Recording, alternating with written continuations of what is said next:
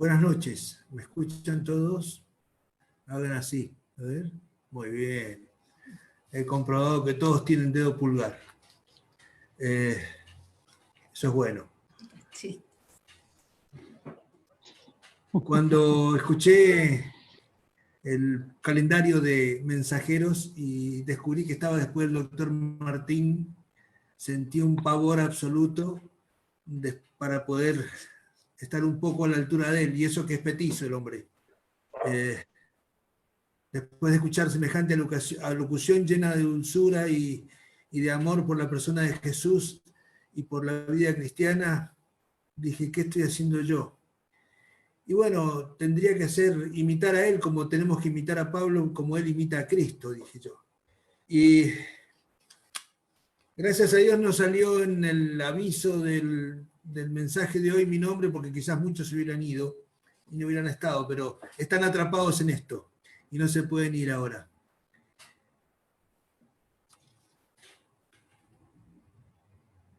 Hemos escuchado una canción que no nombra a nadie en especial, pero todos sabemos de quién se habla. Y todos pensamos que es Jesús. Pero basándome en algunos documentos que leí y en un video que recibí sobre el libro Más que un rabino de César Vidal, la pregunta es, ¿quién es Jesús? ¿Es más que un rabino? Ya lo veremos. Pero primero, antes de pasar a lo que dice la palabra de Dios respecto a quién es Jesús, debemos ver una perspectiva histórica y enseñanzas acerca de quienes creían que era Jesús, de quienes decían que no era Jesús y quienes afirmaban cosas diferentes a lo que era Jesús en esos tiempos y actualmente. Hay relatos judíos falsos de Jesús, de su procedencia, de su madre y su propia historia, pero esa falsedad convalida la existencia de Jesús. Hay escritores judíos que en el siglo XX lo describen aún en esta época, o en el siglo XXI también, como un gran maestro de moral, no como hijo de Dios. Y ya sabemos que el pueblo judío está actualmente en el año 5780. Para ellos no cambió el calendario. Albert Schweitzer, algunos conocemos la vida de Albert Schweitzer, un capo, lo defiende en su tesis de doctorado teologal y demuestra que no era un loco. Ahora, ¿quién fue Jesús? ¿Fue un revolucionario? ¿Fue un extraterrestre? Algunos dicen que era un extraterrestre. ¿Fue solo un maestro que dio enseñanzas por ahí y después desapareció? ¿Fue un rabino, un maestro de la casta judía que apareció en determinado tiempo y después también murió y no queda nada de él? Hay 6 objeciones, 6 consideraciones a la idea de que es más que un rabino Jesús. La primera dice que no hay fuentes fuera de la Biblia que hablen de Jesús. Muchos dicen que solamente en la Biblia hay datos acerca de Jesús y nada más. Y eso sabemos que es falso. ¿Por qué? Porque hay fuentes paganas. Tácito y Plinio. Tácito era un historiador romano de la época de Pilatos, de Poncio Pilato, y Plinio en la época del emperador Trajano, a principios del siglo II, lo nombran a Jesús. Comentaban acerca de sus hábitos, de sus seguidores, acerca de las costumbres entre romanos y cristianos en esa época, lo que pasaba, la persecución. Lucas describe en el libro de los Hechos cuando Aquila y Priscila conocieron a Pablo luego que fueran expulsados ellos dos, al apóstol Pablo, ellos dos expulsados de Roma. Hay historiadores judíos, es muy conocido Flavio Josefo, un historiador romano del año 60 después de Cristo, nombra a Jacobo, el hermano de Jesús llamado el Cristo, y a otros datos. Hablaba de la tribu de los cristianos, afirmando que aún seguía existiendo. Fuentes judías rabínicas afirman que Jesús realizaba milagros, pero lo identifican como un brujo, un mago o un hechicero. Nombran a las autoridades del templo, que mucha gente le seguía, y nombran la muerte de Elena Cruz. Y reconocen también que se proclamó Mesías. No reconocen su resurrección. Pero hay escritos judíos que afirman eso. La segunda objeción es, dicen que las fuentes que aparecen en la Biblia no son fuentes fiables. Bueno, veremos qué pasa. Hay un primer manuscrito de Mateo, sabemos que es falso, y hay un primer manuscrito de Mateo en los años 30 a 40 que fue encontrado solo una porción que se llama Papiro P, que podría haber estar circulando por el Imperio Romano de mano en mano, donde habla de la existencia de Jesús. El Evangelio de Lucas, sabemos que Lucas era el médico que escribió 2 libros con una consecutividad que fue el libro de Lucas y el libro de Hechos, y sabemos que fue el año 62, antes del año 62. ¿Por qué?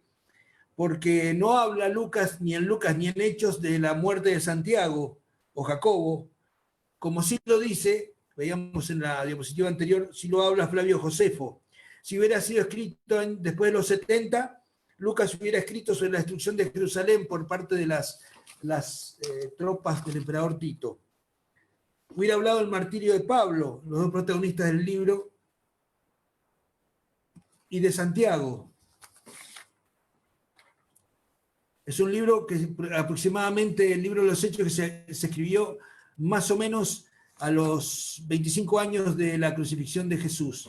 Marcos son pensamientos y experiencias de Pedro volcadas por Marco, y describe, por ejemplo, cómo se quedó dormido y dónde en el barco durante la tempestad, en una de sus historias en ese evangelio. Habla de un muchacho que había estado durmiendo, cuando lo atraparon a Jesús en Getsemaní. Y se acuerdan los que leyeron Marco esa historia, que se quedó dormido y se envolvió en una sábana, y cuando se le arrancaron se quedó desnudo y huyó. Posiblemente ese era el mismo Marcos. Juan, el Evangelio de Juan, alrededor de los años 40 a 50, es muy exacto, explica bien. Si ustedes leen el capítulo donde Jesús es atrapado por los militares romanos guiados por Judas, cómo fueron distribuidos para atrapar a Jesús. Pero Juan en el capítulo 1 menciona el verbo. ¿Se acuerdan de Juan 1.1 que dice: en el principio era el verbo, y el verbo era con Dios, y el verbo era Dios? El verbo es el logos, la palabra, la acción de Dios, que viene del arameo la menra. Cuando dice el verbo, describe que la menra vino a la tierra y se hizo hombre, y lo vimos y lo palpamos, porque era Jesús de Nazaret. Quiero hacer una parte por esa palabra, menra. Es la palabra aramea que se usa para describir a la palabra y el verbo. Quiere decir palabra, verbo. La palabra menra de Elohim aparece muchas veces en el Targum. Los que saben lo que es el Targum, está bien. Los que no saben, esa era la versión de las escrituras que usaban los judíos del primer siglo en las sinagogas, donde después de leerse un texto, enseguida se leía el mismo texto, pero en el arameo, para entender lo que se acababa de leer. La menra era la palabra, la voz de Dios que paseaba en el jardín cuando lo llamó a Adán y preguntarle: ¿qué estás haciendo? ¿Por qué te escondes? La palabra, la menra, era la voz que le dio aliento, la acción, la voz que le dio aliento a Adán cuando fue creado. La palabra, la menra, era la voz que dijo: sea la luz. Y la luz fue. Podemos decir que los evangelios son fuentes muy confiables, porque hay aproximadamente 4.000 manuscritos totales o parciales de ellos, desde el siglo I al siglo IV. Mucho más, y vamos a ver dentro de un ratito, mucho más que los que hay sobre la filosofía de Sócrates, y a Sócrates nadie lo discute. La tercera objeción dice que Jesús no fue más que un maestro o un rabino. ¿Será así? Sabemos que es falso. ¿Por qué es falso? Porque Jesús nunca citó a un rabino con base en su enseñanza. Los rabinos que hablaban en la sinagoga o en el Sanedrín o en el templo siempre citaban a otros, o citaban a la Escritura, pero no como parte de ella, y sí como lectores. Jesús dijo, habéis oído que se dijo, pero yo os digo. Él tomaba protagonismo de su palabra. Marcos 10:45 dice, mas el Hijo del Hombre no vino para ser servido, sino para servir y para dar su vida en rescate por muchos. Habla de dos cosas, de Hijo del Hombre y del siervo que da su vida en rescate por muchos. Esto del siervo y el Hijo de Hombre ya se dijo en Daniel, 300 años antes del nacimiento de Jesús, donde dice, venía uno como un hijo de hombre que vino hasta el anciano de días y le hicieron acercarse delante de él. Es una visión que tuvo el profeta Daniel y 300 años después se cumple con la presencia de Jesús que dice, el Hijo de Hombre no vino para ser servido, sino para servir. Esta es la verdad.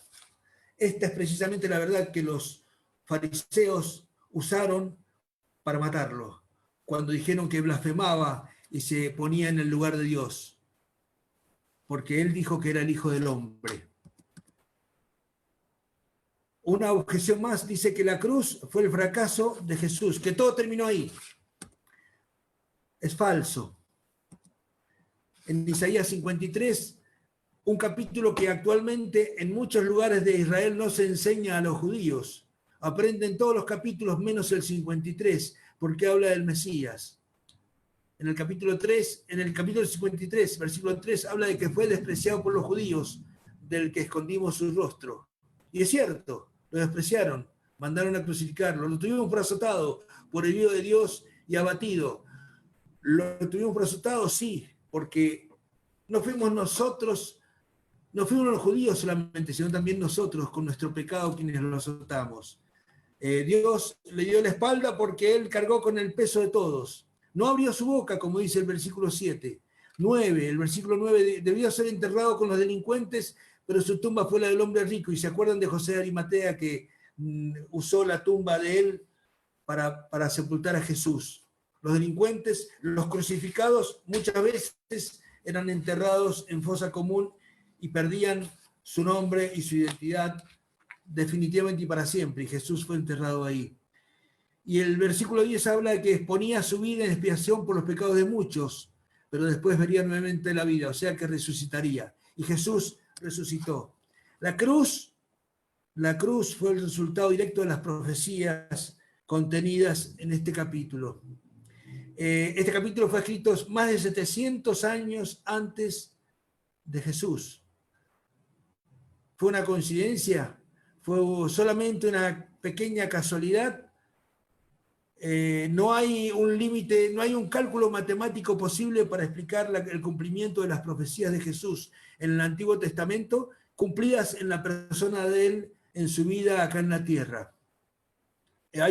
Alguien hizo un cálculo así a grosso modo y dijo que si cubríamos a la provincia de Buenos Aires con 1 metro hacia arriba de monedas de 2 pesos, toda la provincia de Buenos Aires, y marcáramos una moneda, la tiráramos y alguien de un solo intento a esas monedas revueltas la sacara en el primer intento, ese sería el cálculo de probabilidades de que las profecías de Jesús se cumplieran en su persona. Era casi imposible y se cumplieron todas. Los judíos esperaban un Mesías. El Mesías vino, pero no lo reconocieron, no lo quisieron conocer. Otra objeción, la quinta y penúltima, es que la resurrección es un invento de los primeros cristianos para continuar la historia de Jesús, para que la prédica de Jesús tuviera validez. Y eso es falso. En Corintios 15, Pablo habla de que 500 personas a la vez lo vieron. Pablo habla de Jacobo. Y de Jacobo tenemos que hablar especialmente porque Jacobo era el hermano de Jesús, que en Juan 7:5 dice,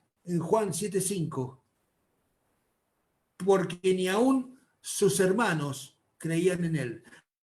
Jacobo, el hermano de Jesús, no creía en él. Y de pronto Jacobo sufre una transformación espiritual y cumple una tarea que es la de escribir el libro de Santiago, pilar de la iglesia. Lo hemos estado estudiando todo el año pasado en la iglesia y sabemos los palos que nos dan en nuestro corazón Santiago con el uso de la lengua, cómo tratamos a los demás, cómo tenemos que trabajar la paciencia, cómo tenemos que pedir sabiduría. Jacobo, el que no creía en Jesús, ¿es solo una transformación de acuerdo al cariño? No. En Juan 7:5 se cumple una profecía del Salmo 69:8 que dice: extraño he sido para mis hermanos y desconocido para los hijos de mi madre. Esta profecía, más de 800 años antes de Jesús, se cumple en Jacobo. Después volvió a aparecerse a todos los apóstoles, comió con ellos. ¿Se acuerdan de la pregunta a Pedro? Ya la vamos a ver. Pablo era alumno de Gamaliel, un docto en la palabra de Dios en el Antiguo Testamento, perseguía a los cristianos, colaboró y alentó la muerte de Esteban, odiaba a Jesús porque iba a matar a cristianos en Damasco, odiaba a sus seguidores, era un odio terrible, odiaba el Evangelio, odiaba todo eso. Y de pronto Pablo se encuentra con Jesús, cambia su vida y escribe 13 de las 27 cartas y libros del Nuevo Testamento. ¿Solo casualidad? La última. Se dice que Jesús jamás enseñó que volvería otra vez. La enseñanza de la segunda venida es una mentira de sus discípulos para justificar el fracaso de la cruz, y eso es falso. En el Talmud, libro judío, Jesús es descrito en términos injuriosos. ¿Saben que dice en una parte que Jesús está en el infierno en medio de excrementos en ebullición? Dicen que algunas de las mayores atrocidades Jesús reconoce que Jesús dijo que volvería otra vez. Increíblemente lo dicen y lo confiesan. Dijo el Talmud que Jesús volvería otra vez. Jesús anunció su segunda venida, de la misma manera que todo lo que anunció se cumplió. Sabemos que también volverá otra vez. Existen otros documentos extrabíblicos que aseguran la exigencia de Jesús. Existen.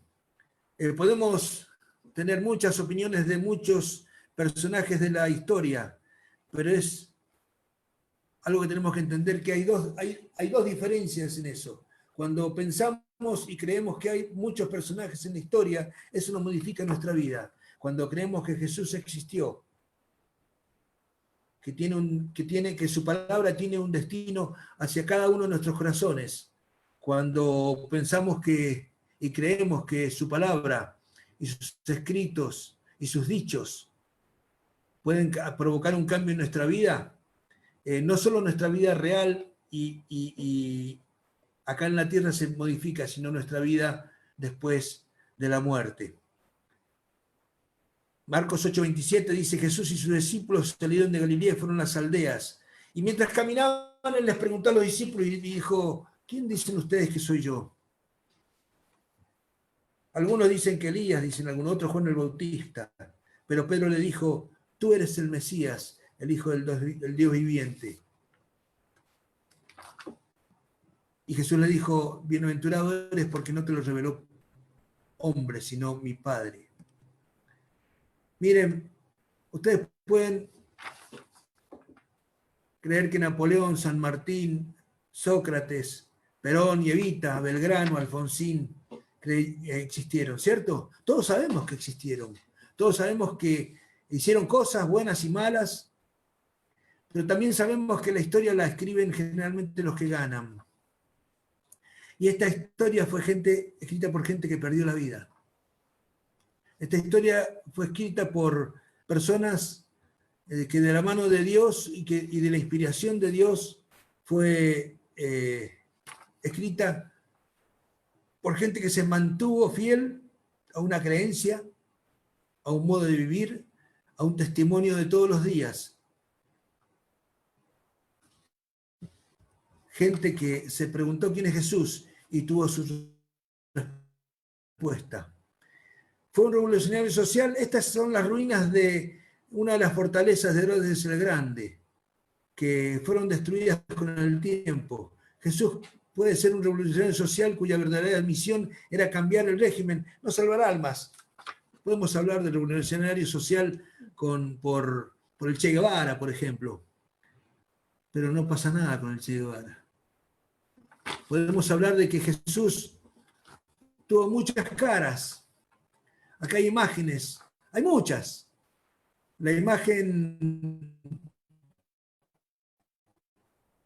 La segunda imagen a la izquierda de ustedes es del siglo XX. Las otras son antiguas.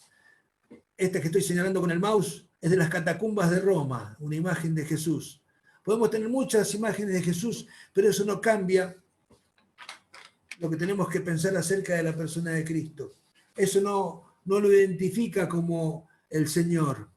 ¿Quién es Jesús? ¿Quién fue realmente el Señor Jesús? Esta es una imagen por computadora hecha en base a un cráneo judío encontrado en Israel por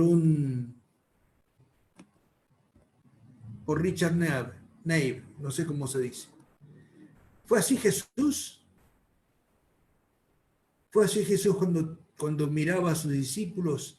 ¿Fue así Jesús cuando miró a los 5.000 que tenían hambre y tenían ganas de comer?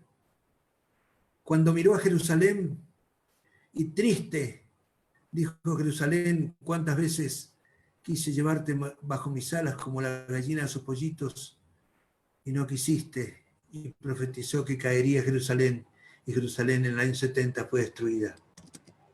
¿Quién es Jesús? Jesús dicen que fue el fundador del cristianismo, y eso es una mentira, porque todo dependía de él. Verle a él equivalía a ver al Padre. No basta decir que el cristianismo fue fundado por Cristo. Nosotros creemos que Cristo es el cristianismo. La pregunta que tenés que hacerte es: ¿quién es Jesús para vos? Una persona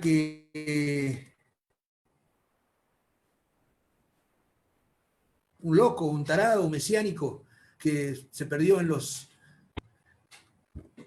vericuetos y rincones de la historia, y solo sus palabras son recordadas apenas por algunos.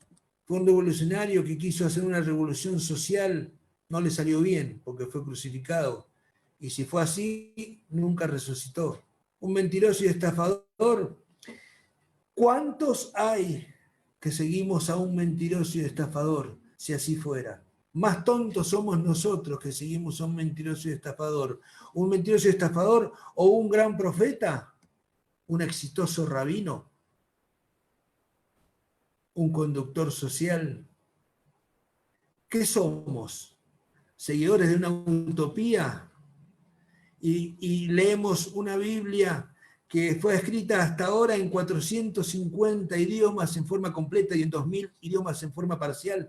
Un libro que es el libro de mayor venta y producción en la historia de la humanidad. Un libro que nunca pudieron hacer desaparecer, destruir. Seguimos a esta lista de personas reunidas en una sola que provocó un cambio en el calendario. Ninguno de los demás seguidores o fundadores de movimientos religiosos habló de sí mismo, sino habló de algo y se originó su movimiento a partir de, no con él. Si esta es tu respuesta, de que fue un loco, que fue un mesiánico, que fue un revolucionario, que solo fue un rabino, si esta es tu respuesta, querido amigo, querida amiga, vas para otro lado. Y si no vas para otro lado, estás encerrado en ti mismo y no tiene salida a tu vida.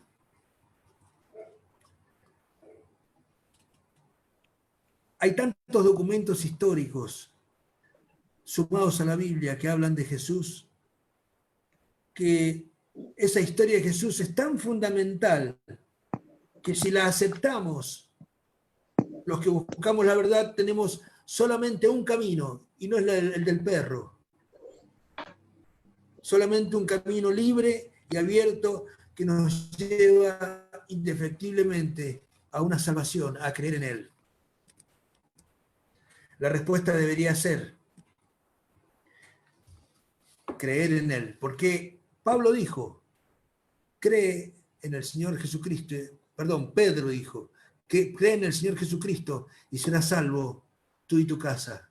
No por extensión tu casa va a ser salva porque tú seas salvo, sino porque tu vida va a cambiar de tal forma que tu familia se va a preguntar cuál es el cambio que pasó, qué pasó en tu vida. Me rectifico y me han aclarado por WhatsApp que esta frase la dijo Pablo. Disculpe. Lo dijo al carcelero de Filipo cuando el carcelero se iba a matar y él dijo, no te mates, que estamos todos acá, no te hagas daño. Y en ese momento el carcelero tuvo que rendirse ante la evidencia de dos personas que habían estado cantando atadas al cepo toda la noche entre cucarachas, materia fecal, mugre, humedad, suciedad, que de pronto tenían la posibilidad de irse porque las puertas se abrieron y las cadenas se abrieron también y nadie se va. Entonces él cae de rodillas y les dice a los apóstoles, a Pablo, le dice, señores, ¿qué tengo que hacer para ser salvo? ¿Qué vio ese carcelero en la cara y en el rostro y en la conducta de Pablo para hacer semejante pregunta? Y la Biblia dice también que si nosotros vemos lo que ve el carcelero y confesamos con nuestra boca que Jesús es el Señor y creemos en nuestro corazón que Dios le levantó de los muertos, seremos salvos. ¿Qué es el salvo? ¿Qué es el salvo? ¿Salvo de la AFIP? ¿Salvo de el coronavirus? Tenemos personas que han sobrevivido en este momento al coronavirus que están presentes en esta reunión, por lo que agradecemos a Dios. Y no es ser salvo eso, no es solamente eso. Dios puede obrar haciendo eso. Cuando uno es salvo es porque acepta que Jesús es el Señor, que vino para cambiar tu vida, que vino para cambiar la mía, que la cambió, y que yo soy diferente con todos mis defectos, con todos los pecados, pero Dios perdonó todos mis pecados. La respuesta debería ser Juan 10:10. El ladrón, dice, no viene sino para hurtar y matar y destruir. Pero ¿saben qué dijo Jesús? Yo he venido para que tengan vida y para que la tengan en abundancia. Nos parece, a mí me parece, y a algunos de nosotros nos parece que es más difícil ser incrédulo que crédulo. Hay más documentos que hablan de la existencia de Jesús y de su obra que de los triunfos de Alejandro Magno y nadie lo discute. Los ciegos, cuando le gritaban, les dijo Jesús,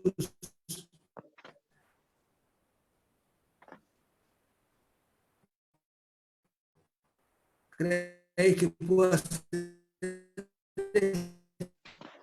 esto? Ellos le dijeron, sí, Señor. Me pregunto yo como persona que descubro que tengo problemas matrimoniales, que tengo problemas personales, que tengo problemas en el trabajo, que tengo problemas conmigo mismo y no me gusto y no me entiendo.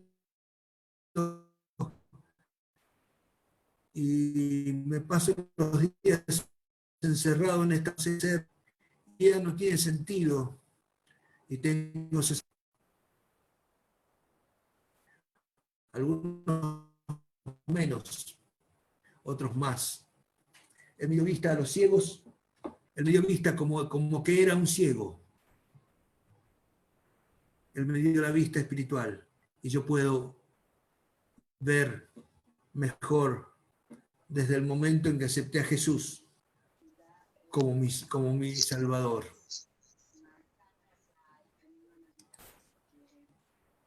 Hermanos, los que somos cristianos sabemos que tenemos un futuro eterno.